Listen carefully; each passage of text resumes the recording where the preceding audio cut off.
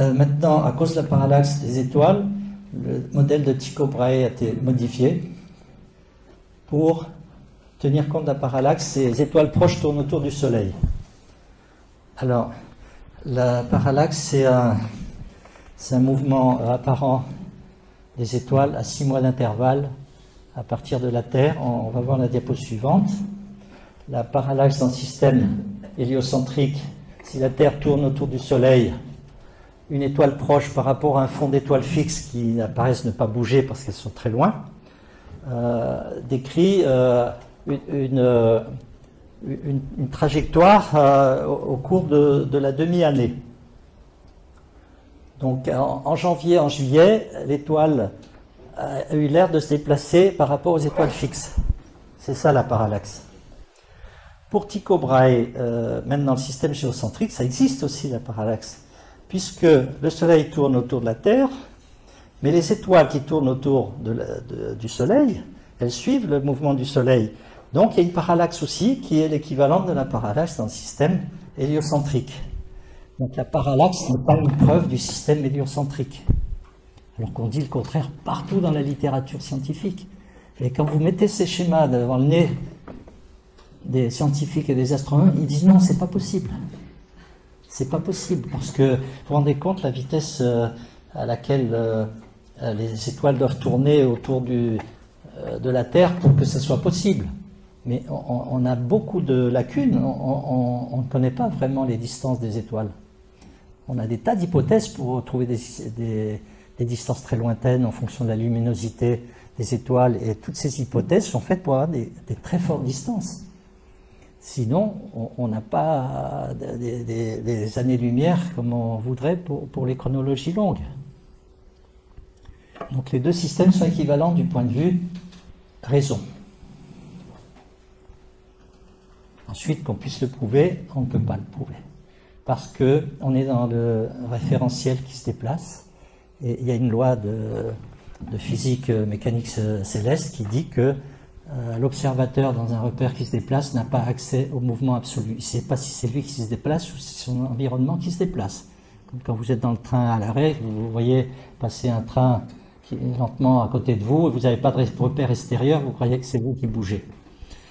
Et c'est la même chose. Alors on aurait pu, Michelson, au début du XXe, a voulu mesurer cette mesure, mais par rapport à un repère fixe qui aurait été l'éther.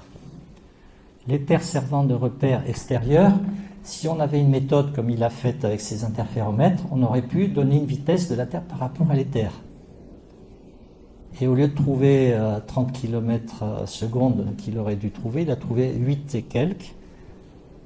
Et donc ça mettait par terre toute la preuve de l'héliocentrisme, parce que 8 mètres secondes c'était anormal aussi. Ils auraient dû trouver 30 mètres secondes, ou alors 0, si la Terre était immobile.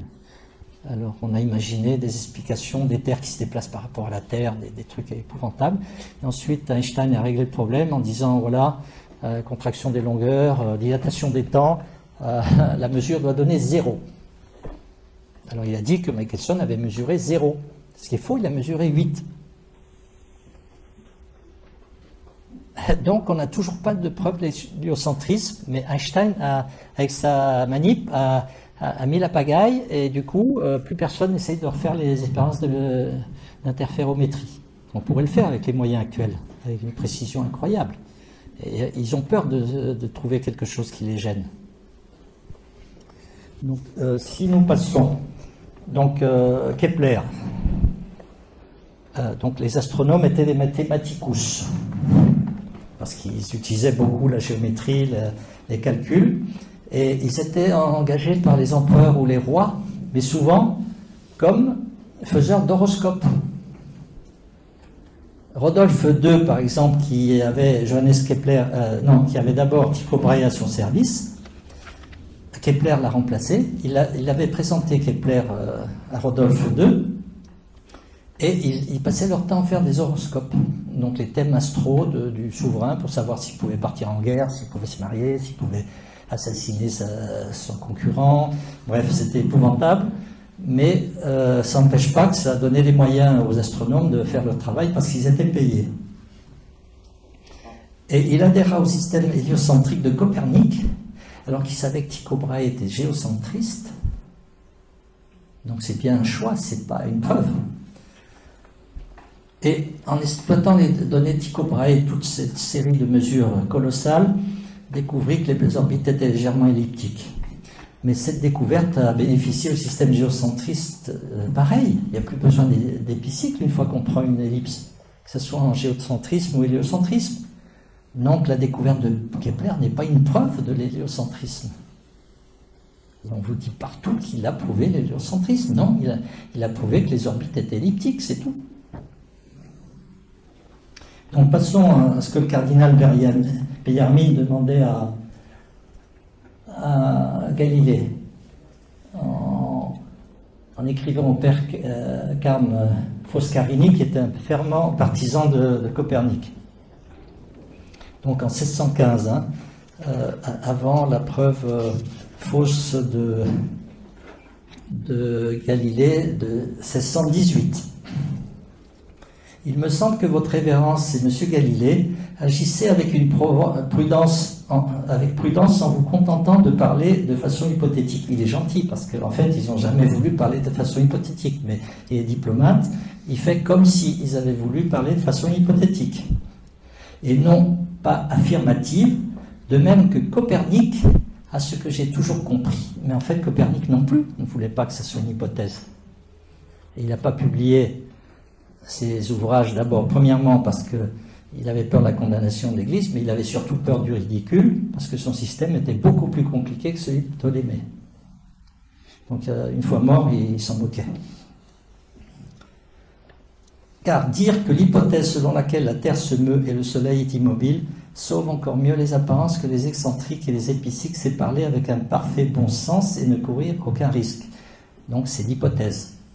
Donc tout va bien, l'Église accepte toutes les hypothèses qu'on veut, même les plus farfelues, ou même les plus contraires au dogme, à condition que ça soit considéré comme une hypothèse. C'est la même chose pour la théorie de l'évolution. On aurait dû rester sur cette position.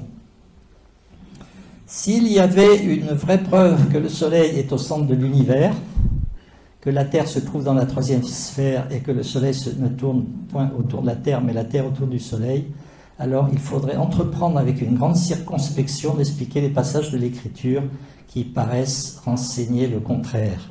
Et nous devrions dire que nous ne comprenons pas plutôt que de déclarer fausse une opinion démontrée comme vraie. Donc il accepte qu'il y ait une vraie preuve. Ah, il compte l'Écriture.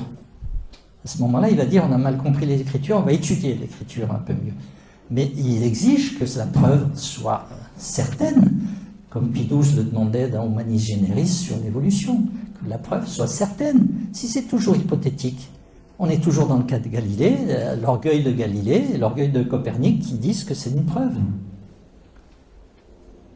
Mais je ne crois pas qu'il y ait une telle preuve, puisqu'on ne m'en a pas présenté, malgré les demandes réitérées des jésuites spécialistes, dont Bellarmine. Galilée disait oui, j'ai une preuve, mais vous comprendrez rien, donc je ne la publie pas. Il faut être gonflé. Hein. Un scientifique qui dit ça, si j'étais son patron, il est viré.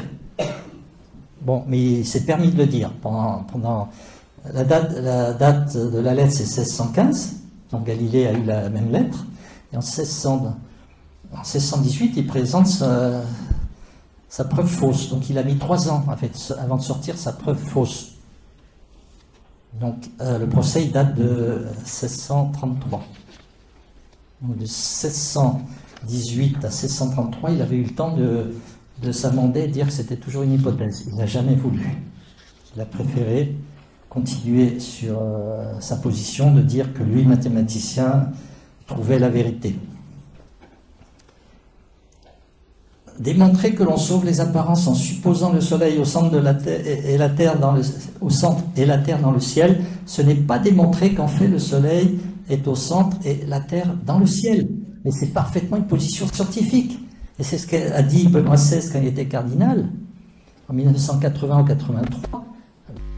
Pour des scientifiques, il avait dit Bellarmine a fait preuve d'esprit scientifique alors que Galilée n'a pas fait preuve d'esprit scientifique. Il s'est fait descendre en flammes par toute la presse, tous les médias du monde entier, pour cette déclaration qui est parfaitement la vérité. C'est la vérité historique, c'est tout. Et les scolastiques, c'est bien ce qu'ils disaient.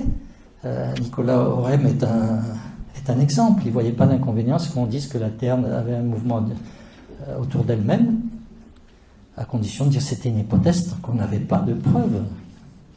C'est le bon sens même, mais il n'y a plus de bon sens actuellement. Donc la légende de Copernic consiste à dire que son système était plus simple que celui de Ptolémée. Je vous ai déjà dit, c'est faux.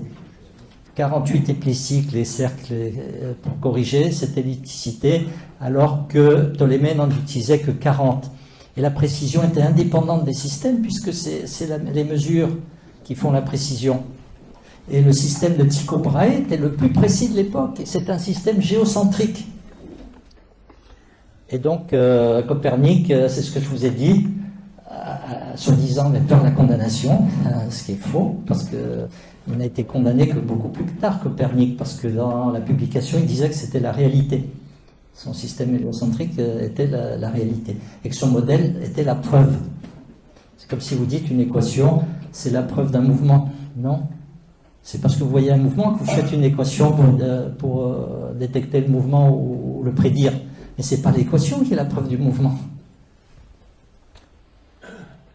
Son système souffrait du même problème. L'utilisation de cercles pour décrire des orbites légèrement elliptiques, mais ce n'est pas un problème. Quand on prend des cercles pour améliorer les prévisions en fonction de la trajectoire réelle, il aurait pu aussi avoir une sinusoïde dans l'espace. Ils auraient fini par trouver des cercles aussi pour tenir compte de ce mouvement bizarroïde.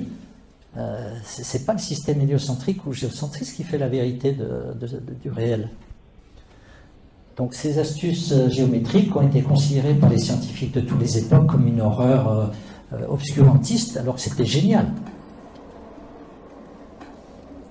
Donc la légende Galilée, c'est la même chose, puisqu'il n'a rien fait, lui, Galilée.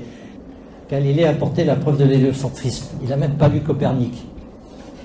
S'il l'avait lu, il aurait vu que ce système était plus compliqué, qu'il était inutilisable, que personne n'a jamais utilisé. Personne, à aucune époque, n'a utilisé le système de Copernic de calcul de trajectoire. Après Kepler, on a utilisé des ellipses et ça marche pour le système héliocentrique et le système géocentrique, parfaitement de façon équivalente. Donc l'obstination de ces scientifiques vis-à-vis de l'autorité religieuse a déclenché le conflit. Et le conflit qui est exploité actuellement de façon honteuse par tous les médias scientifiques, les médias de vulgarisation, dans tous les journaux, que ce soit Le Monde, Libération, on revient sur Galilée, sans arrêt, le pauvre martyr Galilée, on pleurniche. Et le problème de Galilée, c'est qu'il c'était un mégalomane. Il connaissait les travaux de Tycho Brahe. S'il ne les avait pas méprisés, il aurait vu que c'était parfaitement le meilleur système avec sa précision de mesure pour prédire les orbites. Il a méprisé Tycho Brahe, il a méprisé ce que Tycho Brahe avait découvert sur les supernovas et les comètes en disant que c'était des illusions optiques. Mais si lui avait découvert, il aurait dit c'est la réalité. Mais là, c'est les autres qui ont découvert, donc c'est des illusions optiques. C'était un mégalomane. Et on a de la chance, c'est Arthur Koestler qui a fait l'étude des sources de l'affaire Galilée. C'est un ennemi de l'Église, hein, Arthur Koestler. Hein, il était président de l'association Exit pour le suicide assisté, et il s'est suicidé avec sa troisième femme, bref. Mais il a été d'une honnêteté formidable dans l'affaire Galilée. Il a dit que l'Église n'avait pas les torts qu'on attribuait à l'Église, c'est Galilée qui avait tous les torts. C'est la même chose que le cardinal Poupart avait dit aussi en 92 et 96 quand on a réhabilité Galilée. Il a dit Bellarmine avait raison, mais Galilée, c'est le temps qui lui a donné raison. Mais c'est faux, puisqu'on n'a toujours pas démontré que l'héliocentrisme est vrai. Ça surprend tout le monde, mais il suffit de voir qu'est-ce qui se passe en réalité dans les labos, ou dans les centres de recherche ou les centres spatiaux. Même avec les ordinateurs qu'on a, on utilise des systèmes géocentrés pour le GPS, pour tout.